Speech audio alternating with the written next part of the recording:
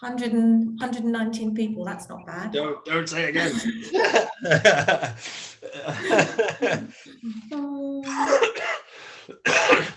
Have you got some water?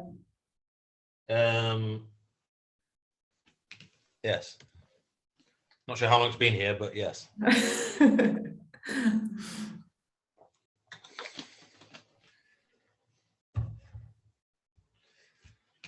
Good afternoon, everyone. If you're just joining us, we'll wait a couple of minutes to see if anyone else wants to come and listen in live.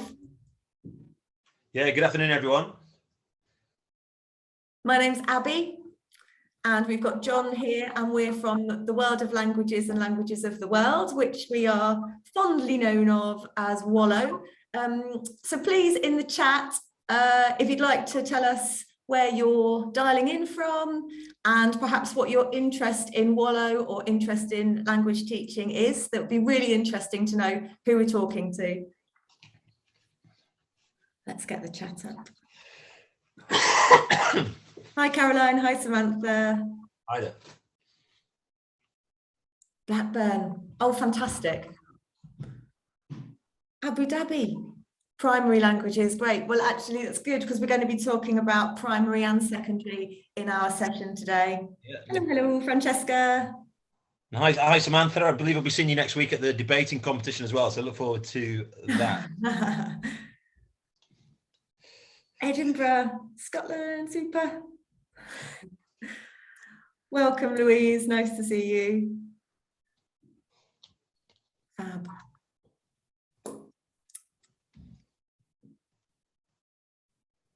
So are you all working in language teaching? Yeah. Trainee teacher. Oh, we've got a wonderful career in front of you. Yeah, we're trying not to put you off. Also teach English, yeah. I also teach English. It's nice to have a balance, isn't it? French and Spanish. Anyone teaching German? Mandarin, super. Yeah, we've just introduced Mandarin at my school, actually. It's going really well. Ah, Arabic. That's something we're going to touch on today. How exciting. Where's the school where you've got an Arabic department? Where are you based?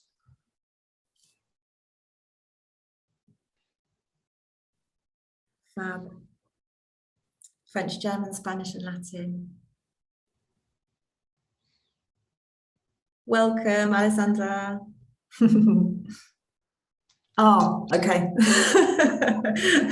Teaching Arabic in Abu Dhabi. You've got a fellow Germanist there, Abby. Hallo, Nicola. Guten Morgen. No, guten Tag.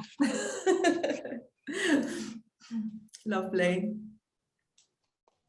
Okay, we'll start at 12:35.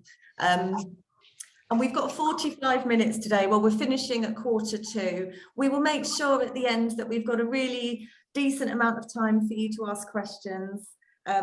And we'd love this to be interactive. So if you have any questions throughout the course of the talk, then if you see on your screen, there's a Q&A button. You can click on that and pop your question in there. It just makes it easier for us because monitoring the chat, there's loads that pops up, but in the Q&A session, we can then go back and address those questions. Yeah, I think Abby said 1:45. She did mean 1:15 before you all escape. I think. Sorry. So you're right, Francesca, to correct there. And Samantha, we will not be offended when you shoot off at 1 p.m. for your detentions. Okay. No, not at all. I assume you mean it's the students that have the detentions there. Yeah. And you're just supervised. And just to let you know, this is being recorded, so people are going to access it after the event as well. Lovely. Okay, John, should we make a start? Let's go for it, yeah. Let's go for it. Okay, my name is Abby Dean, and I'd like to welcome you to our presentation today. John and I, are both language teachers, and we have been working together for a while now because we are looking to implement a different change in the way that languages are approached both at primary and at secondary school. the project, The World of Languages and Languages of the World, it's been an idea for 4 or 5 years now, and really just starting in 2021 we've managed to get some time and managed to get an opportunity to really roll with it and to create some resources and to get the project rolling. I'm going to share my screen to give you a bit of a better idea as to what we're doing. So here we go. Sharing screen.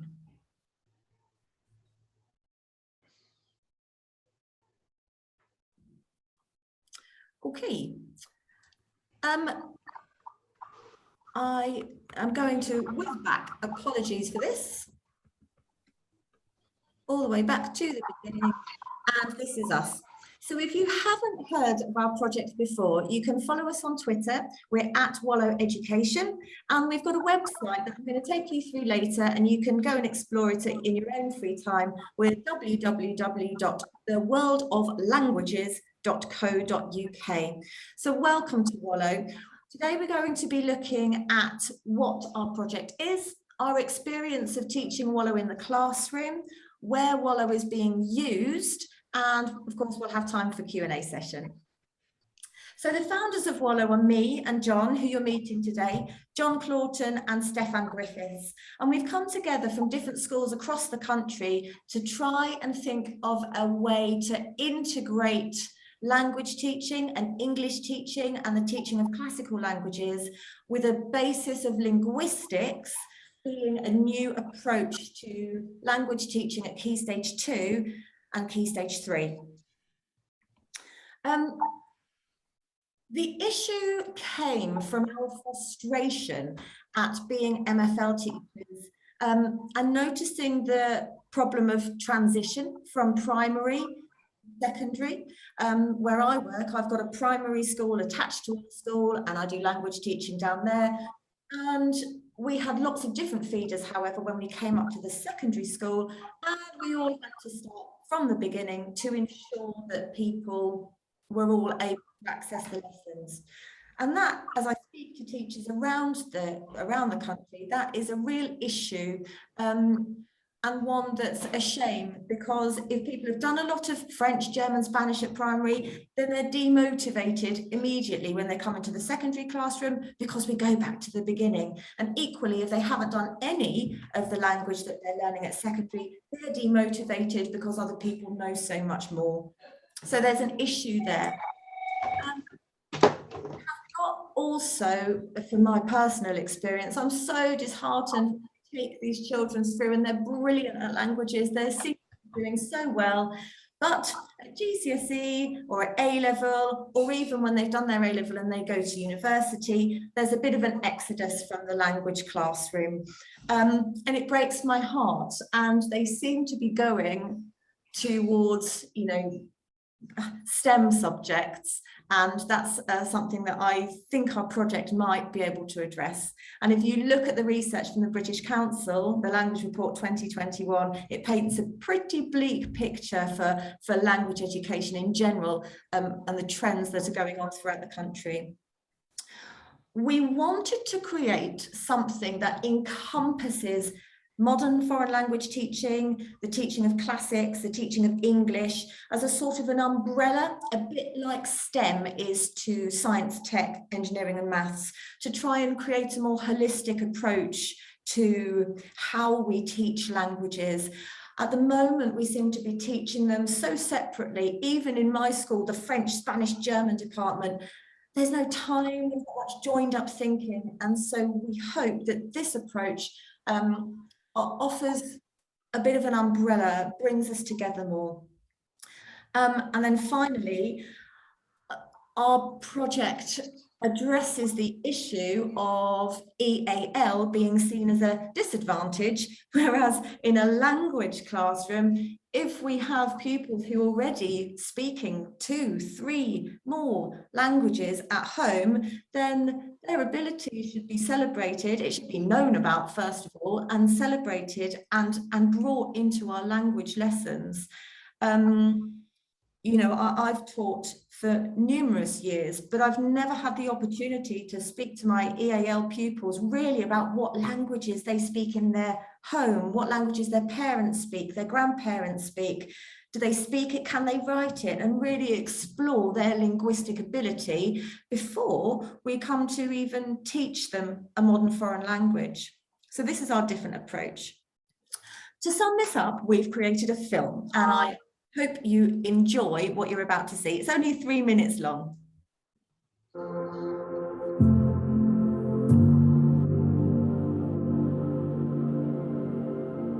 Wallo, World of Languages and Languages of the World, is an attempt to try and put joy and fun at the heart of our languages teaching for children at the top of primary school Key Stage 2 and the bottom of secondary school Key Stage 3. We want them to love words, to love how their own language works, and to be filled with the wonder of how languages intermingle, how they have built on each other, and how they enhance our lives. Too much of current teaching is in silos and is dominated by testing, and Wallo is an attempt to try and recapture the educational purity of learning about languages. I like the fact that there are so many languages in our country that we get to experience every single day but never normally take the time to see. And this lesson just really opens your eyes. What we think we are trying to do is, first of all, enable the kids to think about languages, to be curious about them, to understand the links between languages, to see the patterns, to see, as we've just been trying to do this day, that actually lots of Greek words in English, which might help us to understand what those words mean. And I think also we want to help them to think about how a language works. After 4 weeks, the children are really responsive. They've shown a lot of curiosity, and I think the big thing is they're looking at the links between other languages, their own languages they speak at home. It might be with their grandparents or their parents, but also the languages that they know from school. So some of the children have, they've had access to French previously, but they're linking all of that together as well. But I think they're also linking Wallo and everything they're learning here with other subjects like geography, history, biology, and bringing things like the Greek gods into it, and then them going away and researching and coming back with further knowledge to input part within our next lessons. It's brilliant. I learned lots of things about different languages like Latin and Greek, and the lessons are very fun. With Wallo, there's a lot more of an open-ended let's find out together, which is an approach we use in other subjects to drive learning, drive discussion. And I think in all of those respects, it gave me as a teacher trialling it a lot more confidence. It energised me to see the children responding so positively with it. And in one of the earliest lessons, I think we made fantastic progress with a very open-ended task that the children engaged excellently with. And I felt after that I'd seen the children have deeper, more meaningful discussions about language in that kind of half an hour than perhaps in all of my previous teaching of modern foreign languages using different schemes. I quite like learning about the different languages around the world and how different they are to English. It kind of gives you a better understanding of the world around you, and it opens your eyes to the fact that there are so many other cultures and languages. I really like teaching Wallo. I think the Wallo lessons are fun, they're accessible, they're enjoyable for all of the pupils, regardless of their language ability or their linguistic ability, or their ability in literacy. They are engaging, the kids find them really fun, it sparks their curiosity, it sparks the conversation, and they're enjoyable to deliver. They're interactive, there are loads of games and quizzes and activities that the kids really get stuck into. Actually, it's the best part of my week.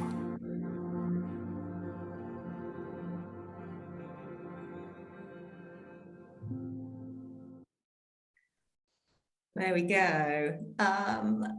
Okay, I'm going to pass over to John now, who's going to tell you about his role at Wallo and how it's working in his classroom. Hi there, everyone. So I'm just going to talk about my context a little bit. So first one, John Wilson, I'm head of languages at Cheadle Hulme School. Now, Cheadle Hulme School is Cheadle Hulme is a leafy suburb in the south of Manchester, in the borough of Stockport.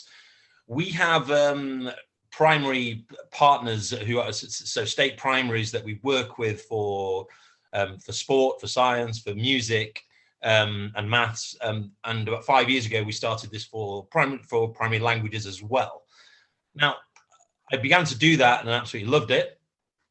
But then it was a bit of a source of frustration. So the general model would be that I would go to a school for sort of 8 weeks. And invariably they would ask for Spanish. So we'd do 8 weeks of Spanish. The students would love it. I would love it largely because it was out of my comfort zone, because primary teaching is a different beast altogether, and it's really helped me progress as a teacher as well. But we get to the end of the 8 weeks, and yeah, the students have loved it, the teachers have loved it, because they've either had some time away from the classroom or they've been able to just get involved as almost like a TA or even just another student. But then after that 8 weeks, learning would stop, and then they would perhaps go on to something else, and that box for languages has been ticked, and perhaps they wouldn't look at another language again until year 7. So we wanted something a bit more sustainable. So that's why I got involved in this project, because what we have here is that after that initial confidence building among sort of primary generalists, there is the idea is that they would be able to take it on and deliver this themselves without being an expert in a particular language. So that is the attraction for me. So you've seen the 4 schools that I work with, including our own prep school here at Cheadle Hulme. The other thing that works really good with this is the flexibility. So with one school, I just do Wallow. So we're looking at that language diversity. We're looking at everything that Abby's mentioned. Another school, I do it alongside French. Another school, I do it alongside Spanish. So the flexibility is key here for us. Okay. And also I do it with different year groups as well. So next week I'm starting with a group of year 3s. This week I've just finished with a group of year 6s. We also have the benefit here that the flexibility allows us to operate within the different contexts of where we are delivering these lessons. Now, there's a big sort of celebration of languages at the moment in Manchester.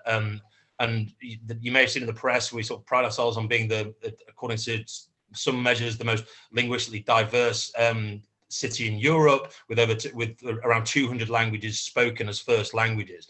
There's also, can I just slow down on the slides a little bit, Avi? Sorry. And also there's a celebration around just English itself within Manchester. This article was in the Guardian last week. So there is increasing curiosity and awareness of language diversity. Now, that's something that, if I look at the context of my students in Cheadle Hulme, I said this sort of leafy suburb, which, yes, is part of Greater Manchester, but probably doesn't represent that same diversity. I want my students here to understand that just on their doorstep, just a mile down the road, there is this language diversity. There is that they need to be aware of and they need to celebrate as well. Now, we're not going to show this poem. If you do get a chance to see the My Manchester poem, which is a celebration of Manchester in 50 different languages, it's a really lovely thing. Unfortunately, we don't have time today. So we really want to capitalize on this celebration of diversity in our approach to Wallow. So without sounding too much like the Tory government, let's move to the next slide, please. And so we do things like, here's a collage that we've done to celebrate language diversity, just to help students understand that the languages are all around them. And one part of the course is this, when we look at the resources later on, multilingual me is just something we encourage students to do, where that hopefully they understand that they're perhaps more multilingual than they perhaps initially gave themselves credit for. And so here's 2 examples of a bit of work they put together. Another school I've worked with, instead of doing a multilingual me, we looked at the class as a whole for how to see how diverse they are as a class. So yeah, this is one of our partner primary schools in quite an affluent part of Stockport, and again quite a leafy suburb. They thought, well, languages, that's not really around here, we're just very much white middle class. Well, actually, we unpicked that a little bit, went a bit under the surface, and actually realized that no, there is the diversity here as well. Let's celebrate that as well. So you can see this is what this class put together. Okay, if we move on, yeah, great. And then just another one of the units looks at loan words, looks at our own language, English, and how we are like a collection of effectively 350 languages we borrow from to create English. This was an example where students brought an object which representative of a culture that they really enjoy outside of English, and we talked about how that formed a loan word for from that language. We looked here at Japanese in particular, And then we went on to look at the etymologies of other loan words in English. We can see in the tweet there, we looked at denim, and doolally were quite ones that went down quite well. In delivering these lessons, and Abby mentioned it before, and it's mentioned in the video, it's about exploration. Yes, there is the resource, but also you've got to respond to the students in front of you. This year, I'm working with students from 5 different settings in the different schools. The same lesson is not going to work the same with each group because of the language diversity sat in front of me. We've got to go with that.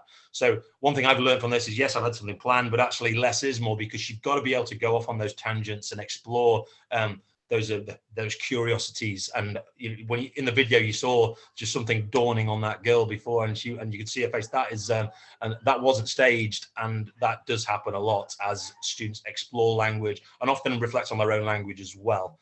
Yeah, and then just on the loan words, and it's also made me look at I'm originally a Spanish teacher. That's what I do for the most part of my job.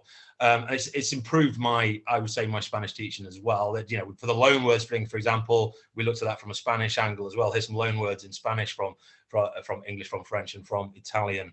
I quite like the jonrón one from baseball, home run, is my favorite. Okay. But it's also enabled us to look at the curriculum more broadly. So when we look at sort of diversity, this is one where we looked at gender in languages. Now, you might have seen this, where students have are tasked with drawing people who work in these jobs. And of course, what they do when they draw these jobs, most of them, the vast majority of them, draw men. Okay, so if you just move on to the next slide, so we've got firefighters. So they draw men, and then in the video, it's linked there, but we won't watch now. In the video, in this particular classroom, women who from these areas of work come into the classroom, and the students are surprised because, wow, they're all women. I've drawn a man, and as you can see in the pictures. Now, that was what we were able to do with Spanish there. We were able to look at gender from a Spanish perspective and think, well, actually in Spanish, instead of train driver, you've either got conductor de tren or conductora de tren. So we were able to specify gender when we were asking them to draw. So actually that problem might not exist in Spanish. So it was a good way in to sort of talk about gender and look at that sort of the wider issue of diversity, gender stereotypes, and that sort of thing. Staying on the gender thing, one of my partner primaries was looking at this cross-curricular element as well. Just to bring that in, they were doing Picasso. Oh, Picasso, Spanish, great. So when we were looking at gender, I thought, okay, how are we going to look at, well, let's introduce gender of nouns a little bit. So we play Spot the Difference. So these 2 paragraphs, which mean exactly the same thing, based on the fact that el cuadro is masculine and la pintura is feminine, I thought, I'm not sure this is going to go down well, but I can't tell you how excited they were with this Spot the Difference exercise. And you can see all of those differences in the paragraph are based on the fact that those nouns are from different genders. Okay, so that's another example. Another aspect of the cross-curricular flexibility of this, where the partner primary in Stockport, they were going on a trip to York. Okay. And I thought, okay, let's not miss an opportunity there. Let's look at, there's lots of Norse origin in York and Yorkshire, which is my neck of the woods as well.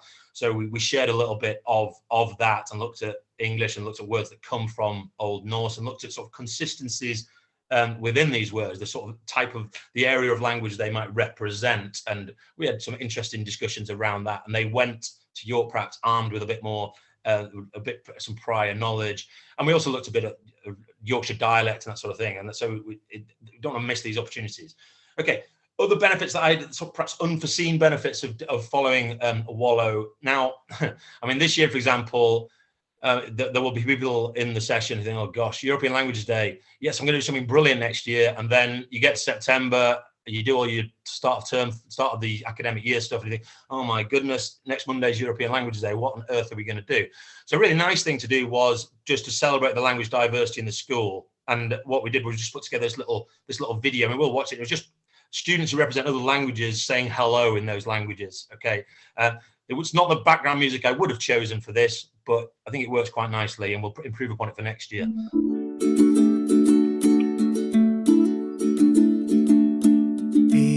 Wagwan. Namaste. Tokyo. Papa. Merhaba. Ni hao. Cześć. Hola. Ni hao. Assalamu alaikum. Привет. Hola. Origda. Priya. Namaskar. Ni hao. Yasu. Namaste. Hello, c'est Dr. How are you? Salut. Ciao. Hola, buenos días. Oh no, you're right. Buongiorno a tutti. Sia. Dobadan. Assalamu alaikum. Здравейте. Bonjour. Marhaban. Assalamu alaikum. Bonjour. Ciao. Hola. Okay, so, yeah, so you get the idea, and that went down really well. We were able to use that as sort of open events as well, and just celebrate the community. It's a really good community, and that was published quite widely on various school feeds. And we were also going to do something similar in the primary partners that I've been to as well, celebrate the diversity there as well. Okay, just from that video, it gave us a chance to really doing this course to really understand our students. Now, this particular girl had been very quiet up until the point when she was able to share something of her language in a Walla lesson. It really gave the TA who works with the opportunity to explore that a bit further and explore her challenges a little bit further. And, you know, without sounding too sort of Hollywood, she's really sort of come out of her shell since that. And I think the Wallo and the celebration of language and the culture behind her language has helped with that. Another hidden benefit has been, on a selfish level, has been for me as a teacher. I've been motivated, I've been challenged. Now, because look, with the best will in the world, teaching year 7 to 11 languages can be pretty dull, and also learning it can be pretty dull, because how many times can we talk about what we did last weekend, what we're going to do this weekend, what we would do in an ideal weekend, and ticking all those horrible boxes that we have to do because of the way that languages are assessed.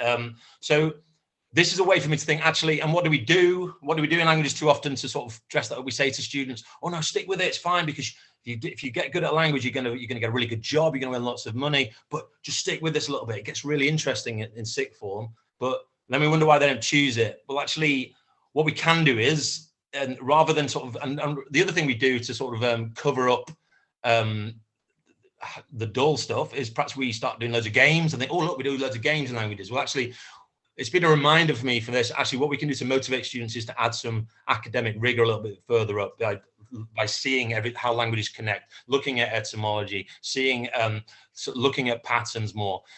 Something that we tend to neglect, and that's not a criticism of teachers. I think it's just often the way that we are forced to do things with limited curriculum time, and by the way that it's poorly assessed, especially at Key Stage 4. So can I just go back to that previous slide? So and it look at actually, so how do we sell languages as well? Now, I think it's this sort of the picture on the left as opposed to the picture on the right. I looked at, so we often talk about money, that sort of thing, but actually if you look at the sort of Spanish equivalent where it says aprende idiomas, it talks about perhaps more important things, more deeper rooted reasons as to why we might do language, things like tolerance, opportunities, creativity, self-esteem, just general learning, respect. I think that's something I've learned from this. They're perhaps more powerful messages as to why to learn a language, and that's really been fired home through Wallo teaching. Yeah, move on now. That's fine. Thanks, John. What John mentioned there was the academic rigor, and what I have found is that the really clever pupils, they want to talk about the science, they want to talk about the linguistics, they want to know how language works, not just that something is, I don't know, for example, in the accusative case, but why. And that's another approach that we've got within our project. So when thinking about how we scale down what Wallo is, what are we in essence? Well, we look at the understanding of language and how languages work. We look at or try to improve the curiosity and the enjoyment of languages. As John's mentioned, we celebrate the linguistic and cultural diversity within our schools and within our country, and we try to integrate this within the curriculum.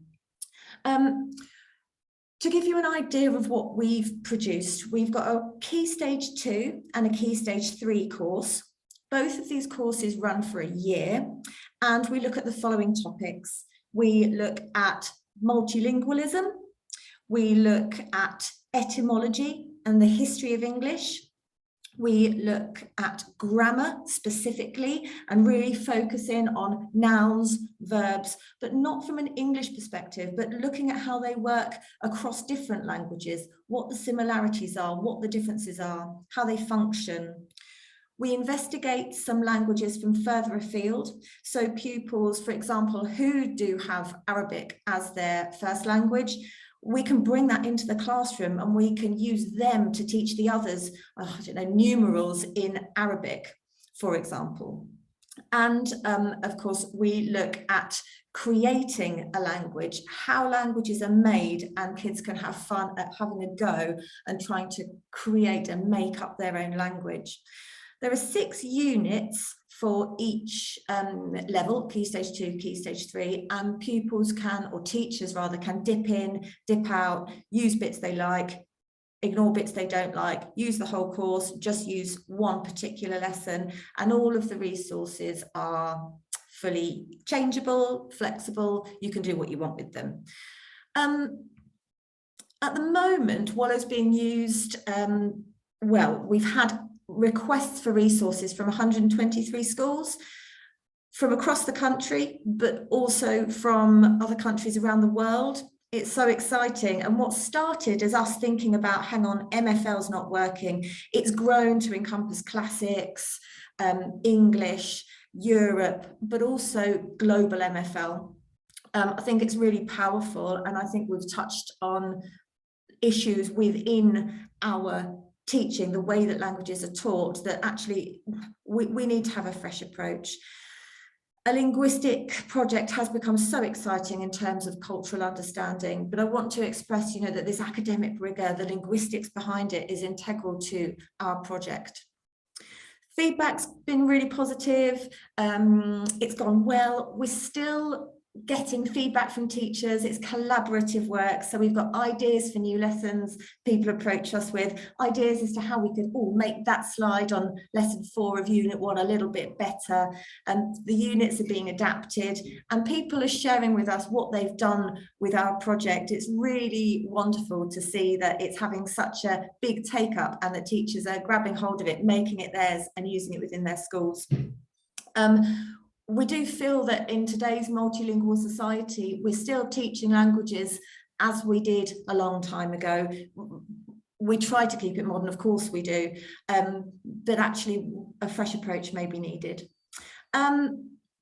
Here's some nice feedback we've had. It's a breath of fresh air. It's exciting, it's a value, it's brought direction and vision. It's nice to read those sort of things. It's inspired, as John mentioned, the quieter pupils who can bring their own linguistic knowledge to the table, and that we can celebrate that. It's really excited a lot of pupils. You saw their little faces in the clip in some of my lessons. Well, they don't look like that when I'm teaching them German, let me tell you. So it's really introduced them to how they can love languages and really get involved with them. This idea of curiosity homework, go and talk to your parents, go and talk to your grandparents. What secret languages are there that's spoken in your family? And they come back, and you know, we've had discussions about one of my boys, a Sri Lankan boy, talking about the history in Sri Lanka and the conflict and the refugee stories that have come from him. You know, it's just been fascinating. And then of course we can link that to the current crisis in Afghanistan. It's just relevant. It inspires them. They want to share. It makes sense. We won't watch that because I'm aware of time. If you want to scribble down any of this, so we're www.theworldoflanguages.co.uk. I'm just going to show you now what our website looks like, and it looks like this. This is our mascot. He's a hippo. He's a 4,000-year-old Egyptian faience hippo, Wallow the hippo. And if you want to go and explore the website, we have got our mission, everything about the site, the reasons, the means. We have got some taster lessons at Key Stage 2, and Key Stage 3 that you can access. And if you want to request any of the other resources, so our whole bank of resources, which are free, by the way, you go and request resources, it comes to me and I will send you the password protected resource link. Okay. I am going to stop sharing and I'll come back to the screen so we can have a little look if there are any questions and answers. I hope you've been inspired and you've enjoyed what you've heard today. Again, if you think that we're going along the right lines, or if you think that there's an area perhaps that you would like to see us work with, we'd love to hear. So really, it's over to you for the Q&A. If you've got anything you'd like to ask, John and I will endeavour to answer. If it's easier to type in the chat, then by all means do. Can you see the Q&A, John?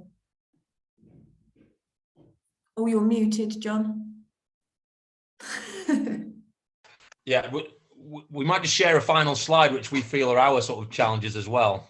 Okay. Yeah, we have got that as a backup if no one's got any questions. Oh, Laura writes, as a secondary teacher, I'm looking to roll out language leadership team. And this sounds fantastic resource. I love multilingual me. Thank you. Yeah, really, I mean, and what Abby said there about the flexibility of the use here, this could be a timetable period where the units are all set out for you. There's a year's worth of work there.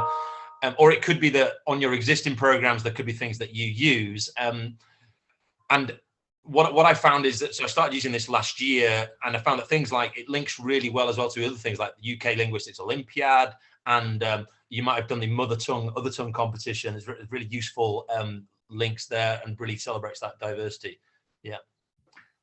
It's interesting, isn't it? I think what really touches a nerve is this idea of us needing to celebrate the linguistic diversity within our schools.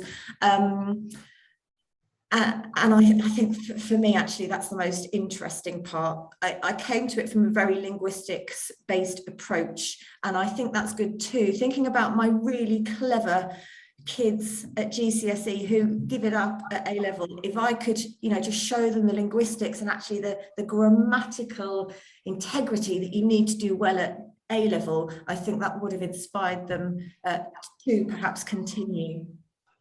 I would also add that it's never felt more comfortable during my time teaching to say, actually, I don't know the answer to that question. Why don't you go away and explore it? I'll explore it, and we'll further that discussion next week. That's always been an area of, oh, John, you should know all the answers here. But this has really made me more comfortable in that situation, and I think has improved things for me as a consequence. So I think we've got a few minutes and we don't seem to have any questions on the Q&A, which is absolutely fine. So maybe I'd just like to ask you some questions, and if you could pop your answers in the chat, just from my own curiosity. Would a project like this be useful in your school? Could you see some benefits? Could you, and there are challenges, of course, when we think about curriculum time. What would the challenges be if you were to think about looking or approaching a different way of language teaching? Key stage 2 transition.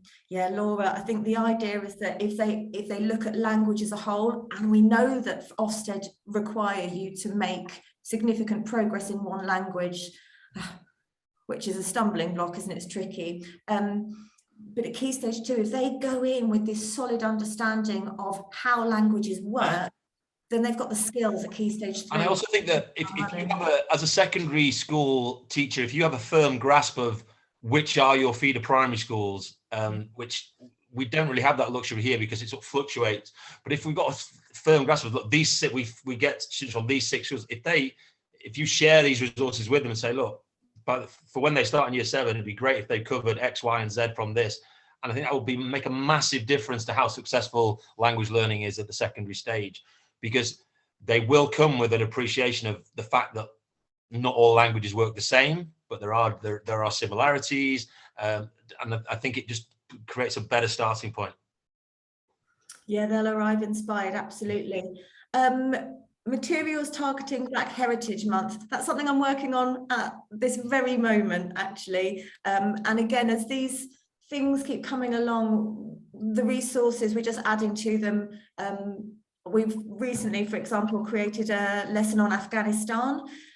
So what's topical, what's going on, what's the language involved, and how can we really bring this home to the kids. So Black Heritage Month, it's something I'm working on now. The Afghanistan one, you know, we look at where is Afghanistan, because the kids don't know. What's the geography like? What's the capital cities? So not necessarily focusing on the conflict, although that does come into it too, but looking at the bigger picture. Is there anything else you'd like to say, John? We seem to have talked very quickly, an awful lot. I hope it has been interesting for you. Let's have a look. Yeah, that eureka moment, that linguistics moment where it all just fits into place. Yeah, it's a lovely feeling. And again, in the modern foreign language classroom, when you've got that opportunity to really go in and delve in, you know, okay, so we're learning some idioms. Let's have a lesson on idioms. And you can just perhaps bring in a Wallow lesson, and it goes through idioms in different languages and really gets to the heart, because some kids, you know, you're teaching them a bonkers idiom in the German language, and really they don't understand what that is as a concept. So it's recognizing those linguistic moments. Thank you, Kerry. Right, brilliant. It'd be great if for our own benefit, any further feedback could be left in the chat. But thank you very much for your attendance, and I mean, the selection of talks these next 3 days looks outstanding. I'm looking forward to finding a few winners at a time this weekend to listen in. So thank you very much.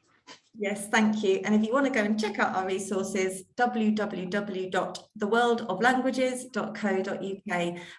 Get in touch with me. You'll find the contact stuff, the contact link on the website there. Come straight through to me so we can start a dialogue, have a conversation.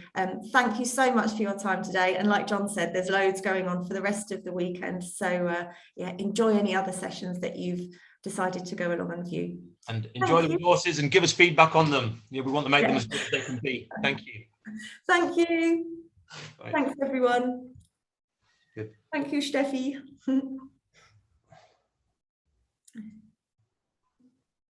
Thanks, Jessica. Thanks, G. Thanks, Alessandra. Thanks, Steffi.